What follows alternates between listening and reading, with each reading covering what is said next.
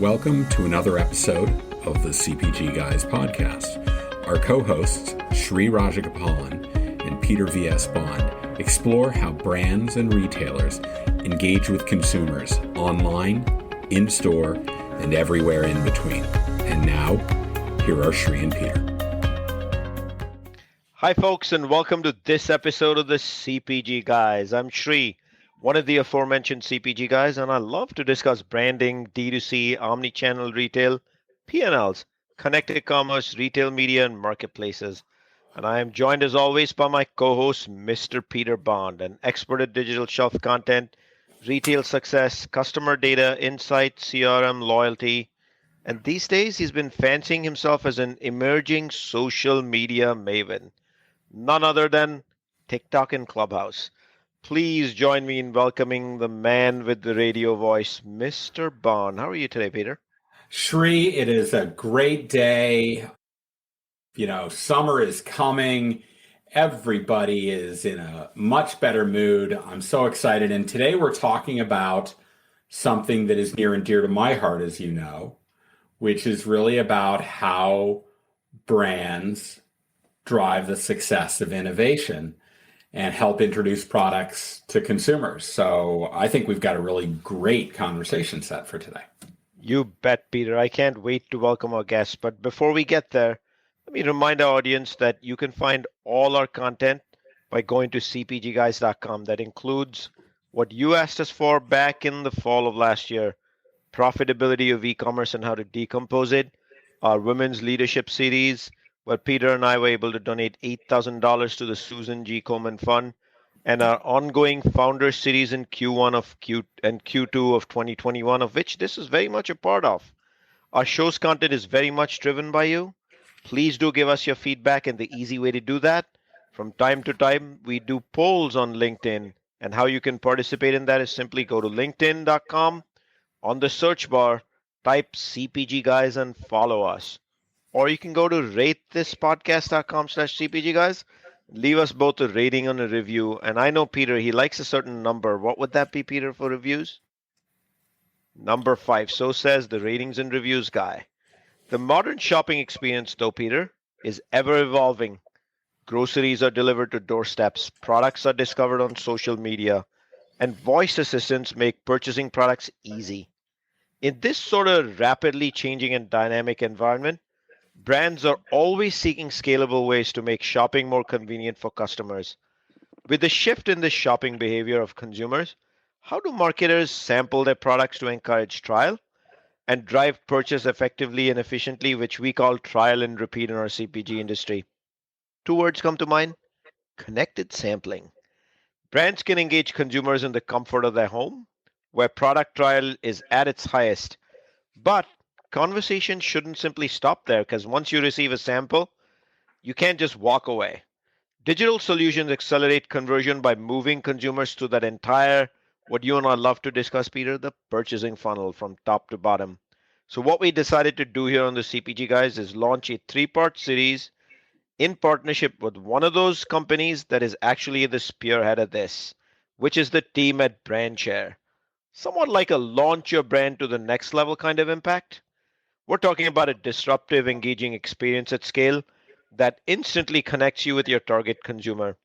And our first guest for this part of the series is the co-founder and director of strategic development at Brandshare, where he has spent his entire 37-year professional career. Please join Peter and me in welcoming to the CPG Guys podcast, Doug Geyer. Doug, welcome. How are you today? Awesome. Thanks for having me. Honored to be here. Prior to us getting to the questions, we would love for you to let our audience know the summary of Brandshare's business, including how they can find it easily. You bet. Brandshare.us is our site. It's a .us, and that'll walk you through a capabilities case study scenario of how your brand could participate in connected sampling, whether it's a disruptor brand, innovator brand, legacy brand, whatever it may be. You'll find a lot of solutions there. And folks, that's brandshare.us, not brandshare.com, as Doug just mentioned. So why don't we get started, Doug? And obviously, Doug, you are the founder. You curated this company. This was your idea. What's your journey from Boston College to Brandshare? And back in 1984, Doug, what white space in the industry did you see to actually found Brandshare? I am fascinated that you've been doing this for 37 years and you built this elite machine. 84, obviously, I came out with a marketing degree from Boston College and utilized a lot of those skills to do what I do now. A lot of the life experiences I had as a person at BC, I continually use in and out of the classroom. I use today. It's amazing 40 years later that I'm still using that. And that's how the power of that type of education I received. When I joined or co-founded Brandshare, we were working with catalogers. There was no e-com in 84, right? So, the L. Beans of the world, the Eddie Bauers of the world, we were working with about 50 different catalogers. And my job, my exact role was to, one, educate the catalogers why they should include a advertisement, at that point, a brand insert into their packages. And two, educate the Geicos of the world and American Expresses of the world of why they should put their brand insert or application for a green card into the outgoing packages of catalogers that are targeting their type of customer. So that was the genesis of the idea. 8 years later, 1991, and this is the long answer, but it's really a pretty cool story. 1991, I'm at a conference, the world's largest marketing conference in San Francisco. And day after day, 3 days, I'm there solo. We're a small business. Last day, the last hour, a gentleman comes down our hall. Everyone else is ripping their booth down. And he says, "What do you guys do?" And he's all suited up. I'm all suited up. I don't take my booth down. I'm waiting for a guy like this. So bottom line is, he's the director of consumer promotions for Johnson & Johnson Tylenol brand. He goes, "I like what you do. Have you ever thought of putting a sample into the L Bean?" I said, "No, we've never done a sample. We've always done it brand insert." "Well, I'm looking for an alternative to what we're doing now, and we're doing about 20 million a year, so 20 million samples. So why don't we do a test?" So we set up a test with, and I can remember 30 years later, Eddie Bauer, L Bean, Sportsman's Guide to Orbits. They were looking for the Weekend Warrior for the Tylenol Red Box. We made it happen with the 2-tablet packet overwrapped with a collateral card coupon. He thought there was 200,000 pieces. He thought there was a blip in the redemptions. He thought it couldn't be this good. 6 weeks later, it was that good, and we went to 4 million pieces 6 months later, 4 million samples, and J&J has been a client ever since. Peter, do you know anybody from Johnson & Johnson that you might be aware of? I vaguely, there are some people that worked at that company in the past, but we may know some people with that kind of experience. How about that? I know. Hey, Doug, welcome to the podcast. So happy to have you on board. Wow, what a story. That's how you got into sampling. That is phenomenal. So Brandshare's primary business, as you've clearly stated, is brand sampling. So my question to you is, given that we're now in this fastly accelerating omni-channel world where online seems to be the way people are going,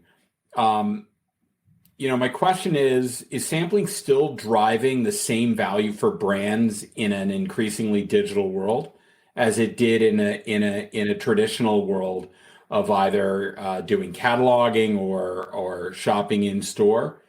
And why is this the case from your perspective? And also, what do you see as being? I certainly know because I've come from the sampling space, but I'd sure love to know how you articulate what you think being the distinct advantage for sampling in the eyes of a brand. Why would a brand scale, a scaled brand doing distribution in retail, right? Why would they want to do sampling? Yeah, there's a couple answers to that. One is, if I'm a legacy brand, like Tylenol, let's say, and I've spent hundreds of millions of dollars in TV, digital, all kinds of marketing and advertising tactics. I'm being attacked every day by the challenger and innovative brands every day. Especially in the snack world, the beverage world, you name it. Look at Annie's from General Mills. Annie and Andrew had this little business. And $800 million later, General Mills picks them off. And there's a lot of other brands that are trying to do that. So from sampling world, it's an old school marketing tactic, but brought into the digital and e-commerce world. And that's what we do. That catalog network we had is now an e-commerce media network that is 800 different e-com retailers that ship out 100 million FedEx e-com order packages each month to 42 different lifestyle categories, lifestyle networks. Whether you're a appearance-conscious woman, you're a mom with school-age kids, or diabetic, gardening, you name it, for a targeted lifestyle, there are e-com retailers going after that, and they're part of our e-com media network. So it's within those packages, those FedEx order line packages that are delivered in-home, that we embed a single solo sample into that. I have a variety here from a visual standpoint, that whether it's a new nerds that we're putting into Halloween costume e-com packages, or it's a Maybelline beauty product that's going into WooLaLa.com's packages. It's a way to infiltrate the clutter of the advertising world to get in home of your targeted consumer, to get him or her to try it in the comfort, safety, and privacy of our home, and then to buy it with that digital component, that scan to cart technology that we have. For the sake of our audience, I want to make sure I got that number right, Doug. Did I hear 800 e-commerce retailers is what Brandshare plugs an opportunity into? That's correct. Our e-com media network is comprised of 800 plus, and it's growing every day, e-com retailers, from the biggest to the smallest, to the most niche marketplace, to the mass market retailers. That is a whopping number, folks. Sri, did you hear the word that Doug used? Infiltrate. I love that. It is a war, and they will get behind the lines. How about that, Peter? So, Doug, let's talk about brand experiences, right? At the end of the day, sampling happens from brands. So take us through the details exactly of what's offered. Is do you find a way to get inside a existing sampling box? Do you work with a specific retailer on a curated subscription type of box? Like, give us the scoop over here and what brands can expect in a partnership. Do you also share data, insights, and analytics on who's actually taking advantage from a consumer perspective of these? Yeah, and there's a two-part answer to that, because our e-com order fulfillment packages that we're not shipping out, our e-com retail partners are. We're just backing up a truck to their fulfillment center or fulfillment centers, and after reserving, getting a legal marketing fulfillment review and approval to do this. So, easy example, Zulily is the world's biggest marketer, e-com retailer for moms with school-age kids. So if I buy my 9-year-old son a Halloween costume, and it comes FedEx, and we embed that nerd's candy sample there, that's a way to get into that millions, not hundreds or tens of thousands or hundreds of thousands, millions of parents with a certain demographic as well as psychographic that the brand is trying to reach in home. So that's an e-com media package that has 100 million per month. You mentioned subscription boxes. Yes, we also run the subscription box for, let's say, Walmart Beauty Box. And that's just that, a subscription box that there's 5 to 6 beauty products inside that consumers from Walmart subscribe to on a quarterly basis. So yeah, there's different aspects to our audience or our media network, but the majority is that e-com media network that is a one-on-one conversation with that online consumer. Thanks, Doug. That's really helpful. So let's get to the client experience, and in this case, your client or brands. I want to understand the end-to-end experience of working with Brandshare. Once a brand decides to work with you, what happens next? Like how do they go about targeting consumers? How do they go about deciding with you on which of your retail partners are appropriate for distribution of these samples? Now, how long does it take from beginning to end to implement and distribute these samples in a campaign, right? And then ultimately, I think Shri asked this, and I'll ask it again. What are the kinds of, beyond just distributing the sample, what are the kind of outputs that brands should expect as part of a campaign? A lot of questions there, Peter. Let me get that first one back in there. All right. When a brand calls us and says, "Hey, I have," and a typical sampling campaign is anywhere from 500,000 samples to 2 million. We've certainly done 15 million. We've certainly done 50,000. So some of the younger or challenger brands can certainly test with 50. But let's just say it's a mid-tier brand. They have a budget and they have 500,000 samples. They want to distribute to moms with school-age kids, parents with school-age kids, not just moms. So what we'll do is, we'll look at our lifestyle network from that particular moms, parents with school-age kids, and say, all right, Zulily, childrensplace.com, Fabletics Kids. We'll put together a recommendation of the top, let's say, 10 e-com retailers that fit their time frame, that are available for their time frame, as well as, hey, Zulily's pumping out 2.3 million orders every month. We could put all 500,000 in there and it distributes in a week. But let's not do all 500,000 with a one e-com retailer. Let's get 5 different ones in there so everyone gets 100,000 or so. So from the time to put that together, Peter, is really your question, is 4 to 6 weeks. Very, very easily done. We take all the heavy lifting off the brand managers or VP marketing shoulders. And then to distribute it, we can distribute that in 1 week, 4 weeks, 8 weeks, depending on how long the brand would like that, because it's typically part of an integrated marketing strategy that they're doing digitally, as well as TV or billboard or whatever it may be. So it's typically not just sampling; it's bolted onto their overall integrated marketing advertising campaigns.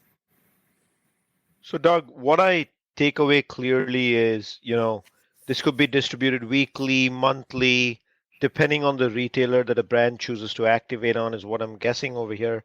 And brands can probably do this as often as they want to. But I'd love to learn from you. Is this different by category? Like, for example, if you're putting a fragrance out there, I'm pretty sure a sample every month doesn't make sense.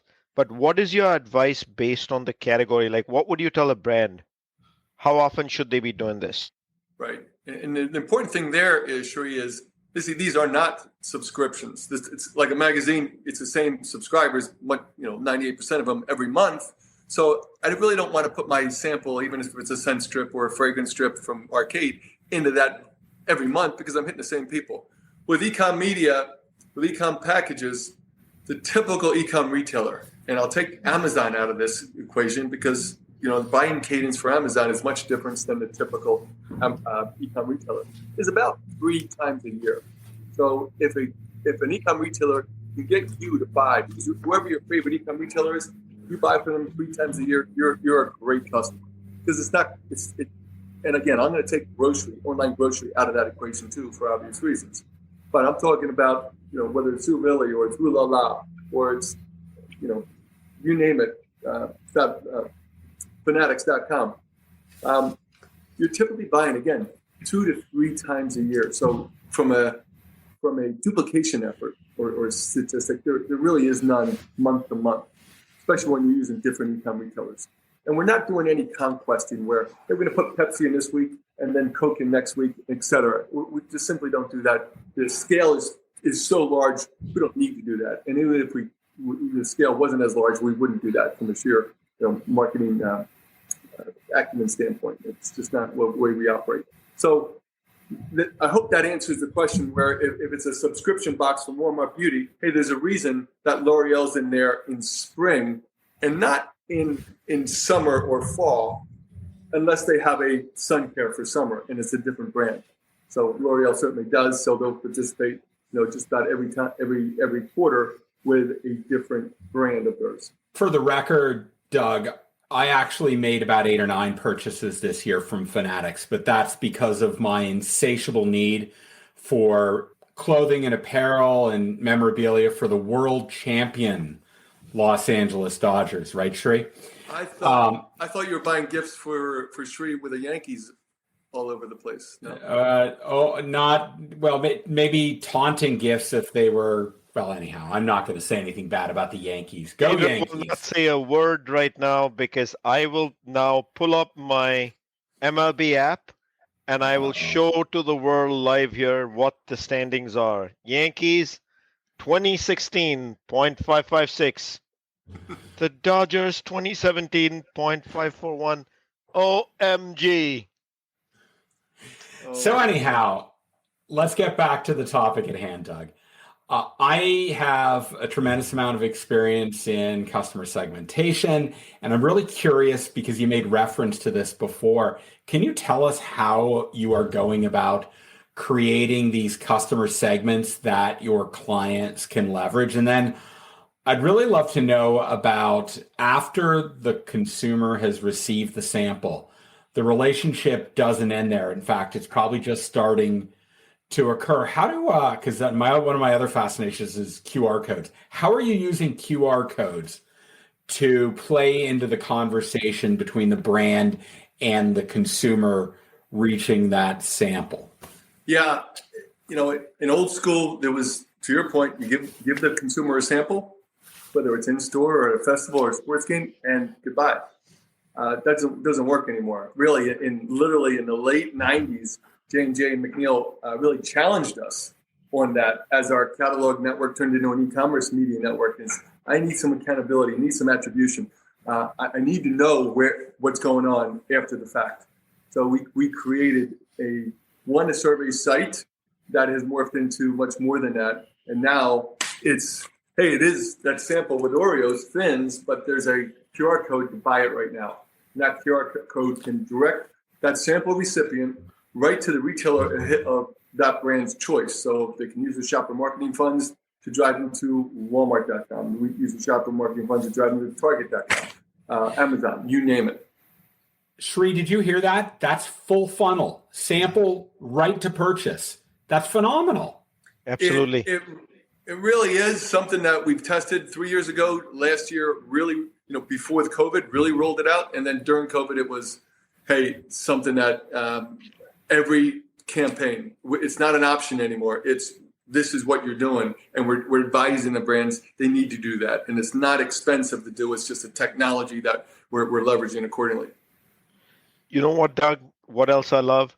Somebody who says McNeil and not Johnson & Johnson, because I know they're for real. Because I've spent hours and hours at McNeil myself down in Pennsylvania. They're 19 minutes up the street here. And I had to go to San Francisco to meet the gentleman. Randomly. Oh, boy. Right. So I know, when we look at this world of sampling gets even more relevant when you measure audiences. You can be part of this modern marketing of conversational commerce. You, of course, mentioned retail media networks. So I know Brandshare is in all these spaces. Could you highlight for our audience the services that you're actually bringing to bear for brands in these spaces? What else you do other than the core business of simply putting products inside a sampling box? Yeah, that is our core for sure. Then there's spokes off that core. And a lot of that is driven by our retailers asking us, hey, can you do this? That is, can you build a subscription-based e-com transactional site to house our beauty box? And that's what we did just for Walmart. Same with the beauty box. The baby box. So, and that led to other things of, hey, what can we do for online grocery in 2014 when that was just starting? So when the consumer picks up their online grocery at the parking lot, the sales associate comes out and gives them a bag, thank you bag, a welcome bag. And there's 6 or 7 samples in there that are all product category exclusive, that drives that consumer, that online grocery consumer, back to that retailer of choice to buy, to add to their basket, not replace, but add to that basket. So to your point, yes, we built that e-com media network that is huge and large, but then we have the spokes of the subscription boxes. We have the online grocery bags. We have literally, if a brand wants to do a solo sample, because why? Because they're in retail media, and what can they do at Amazon.com or Walmart.com? They can advertise, hey, would you like a free sample of X brand, of my brand? Click here. So instead of just a banner ad, they'll put an action item right there. That gets downloaded to us. We produce the physical box. We inkjet on the back. We ship it out on a daily basis. So there's different ways to work. We don't place retail media. Walmart Connect does a great job of that. Amazon Media Group does a great job of that, et cetera. But we work with those retailers to do things like this in the back end. Wow, that is really actually quite phenomenal. The ability to have consumers self-select their interest and then you being able to fulfill them at scale, as opposed to necessarily putting it in the package. That's really great. I'm going to ask the last question of this particular episode, Doug, and what I want to understand is if you can talk to our audience, particularly the brand people in our audience, what do you see as being kind of the compelling proposition for Brandshare being right for brands of all sizes? You talked about a lot of really big numbers in terms of the distribution, but I've got to imagine Brandshare is right for brands of any size. What is it you're going to really help them all do? Yeah, boy, we will, kind of the reason we're in sampling and we start with sampling and we'll go outside on the digital component of that is because sampling works so well. It's scary how good it works. And when you can get in home to your target audience and get 97 and 98% trial, and then take, based on the quality of the product, how good your product is, and your product better be good if you're going to sample it, we're going to get 14 to 32% conversion for you. Okay, so it's a huge game changer. I would always advise the brands to know that sampling is one of, if not the most expensive advertising tactics out there. Why? Because it's based on the size and weight of that sample. It costs a lot of money to distribute, and you have the actual cost of goods of this sample. So up front, very high to get into. You need to invest accordingly. Back end, though, it's one of the least expensive from a new customer acquisition standpoint. So you have a little dilemma if you're a small brand, you want to test your way in, almost as a direct response marketer. Hey, test 50,000. Oh, it works. Let's do 500,000. Where a known brand, a legacy brand, can go right in, know it works, as long as what? As long as that sampling partner is executing flawlessly. So when it executes flawlessly, it's getting in the comfort, privacy, and safety of that person's, the targeted consumer's home, then you win. You win in a big way, and you can make it easy and convenient for that sample recipient to buy the product with a digital click to cart that she or he scans right over their phone. It becomes a no-brainer for a brand to participate and look at their overall marketing budgets, Peter, and go, hey, I'm spending X amount of millions of dollars in TV. What if I take 10% of that? Will I really miss that? Would I really miss that 10% if I take it off search or some type of digital programmatic and dedicate it to sampling and see how well it works for your brand? Mr. Bond, here's what we heard. 800 plus e-commerce networks retailers. 800 plus. I heard audience measurement. I heard partnerships with retail media networks such as Walmart Connect, where their expertise comes into play. We got some good advice on a category basis from Doug, how to bet on sampling and the importance, but the most important piece, Peter, wait, it's coming. Full funnel connection from audience acquisition to actually buying the product. That to me, Peter, is the wow moment for this sampling opportunity. I want to remind our audience, you can find all our content on cpgguys.com. And of course, we'd love for you to tell us what you think about the show and who you'd like on the show. Best way to do that, go to linkedin.com, at the search bar type CPG Guys, simply follow us. Doug, I can't thank you enough for coming on the show and sharing your wisdom on sampling, full funnel marketing all the way to a click-through purchase with our audience. Can you remind our audience one more time where they can find you or Brandshare and what's the best way to engage? Brandshare.us is our website.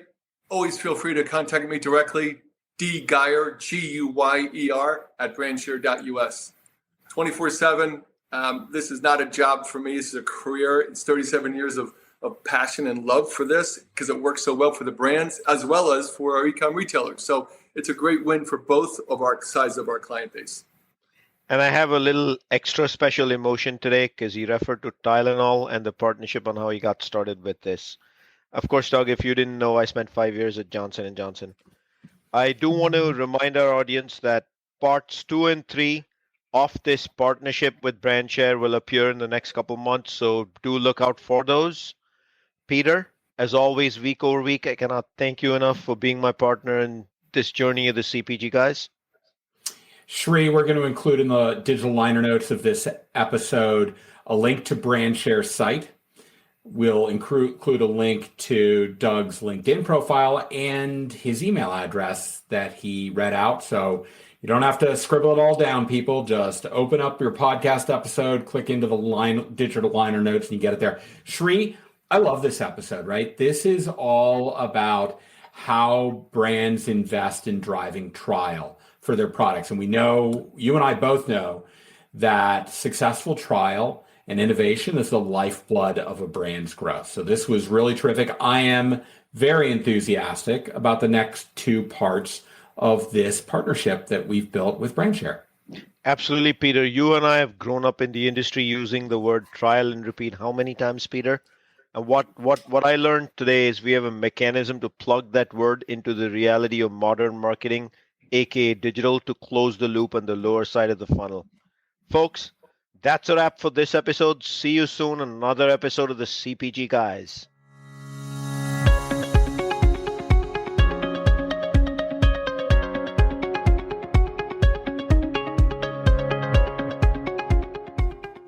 The content in this podcast episode is provided for general informational purposes only.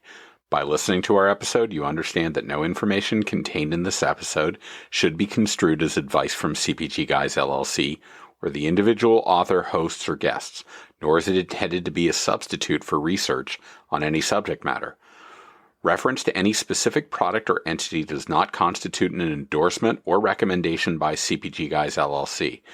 The views expressed by guests are their own, and their appearance on the program does not imply an endorsement of them or any entity they represent. The views expressed by CPG Guys LLC do not represent the views of their employers or the entity they represent. CPG Guys LLC expressly disclaims any and all liability or responsibility for any direct, indirect, incidental, special, consequential, or other damages arising out of any individual's use of, reference to, or inability to use this podcast or the information we present in this podcast.